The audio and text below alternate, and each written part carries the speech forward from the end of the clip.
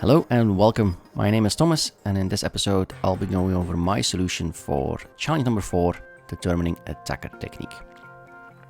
We're going to be looking at some sysmon logs and determining what tool was used to retrieve domain password hashes from the SANS process. For hints, we're going to be talking to SugarPlum Mary, so let's do that first. Okay, let's go through the conversation and open up that terminal. Problem is that the ls command is not working as it's supposed to. So let's see what that does. Yep, that's not the output we're expecting. So what we're going to do for solving this, or to solve this, is let's check our path variable. We see that user local bin is mentioned or listed before user bin. So most likely there's going to be a different ls binary there. So let's try and find ls. See if we can confirm what we're saying here. Yes. There is a user local bin ls and there's a bin ls. And so since the path for user local bin is mentioned first here, that's going to be the one that gets executed when you don't specifically give the full path when you run that binary. So to solve this, we just run the correct one instead. And there we go. Now with that done, we continue on the conversation and try and get some hints. There we go. Let's go and look what we have. We have the event query language, EQL threat hunting. So open that up. Okay, so going over sysmon logs using EQL. Okay, perfect. If you noticed, I probably already showed the solution, but let's go over the logs anyway. Since it's, I'm guessing, let me really quickly check here. Objectives, what the difficulty rating is. It's a 2 difficulty rating. Okay. So I already have the logs available here, sysmon data. And what I can do is I can, for example, start looking at them.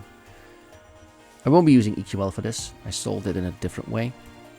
So it contains JSON data. And each entry is basically a log event. And what we're interested in is the command line, obviously, because we need to find the tool that was used. So what I'm going to do is I'm going to grep for command line and that sysmon data. Okay, there's quite a bit of output, more than we need probably.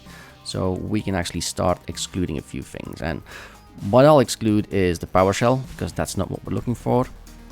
Although it might be interesting to decode that base64 encoded instructions and see what it does. I'm also going to get rid of those net use commands, and there's some log clearing in there as well. I'm going to get rid of those as well, and that's the command I'm using for that.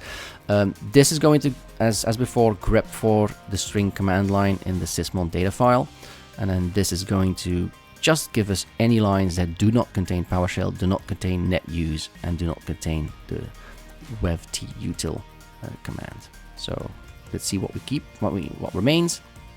That is a few command shells, this particular line, but the one we're interested in is this one, because if we go to the page that we received as a hint, one of the things that's given as an example here is, let me try and find it. There we go, threat hunting NTDS util. It basically goes over how an attacker with privileged access to a domain controller can use NTDS util to create an accessible backup of the domain password hashes. So by using that tool, the attacker can actually dump those hashes and then use them for follow-up attacks.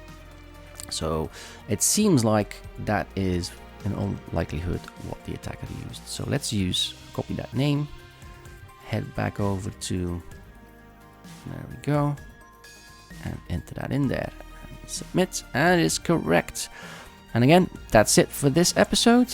In the next episode we'll be tackling the last of the first batch of challenges that we received from Santa, and then we'll go back to Santa and hopefully he'll give us a few more to keep us busy. Thanks you for joining. Have a great day. Bye.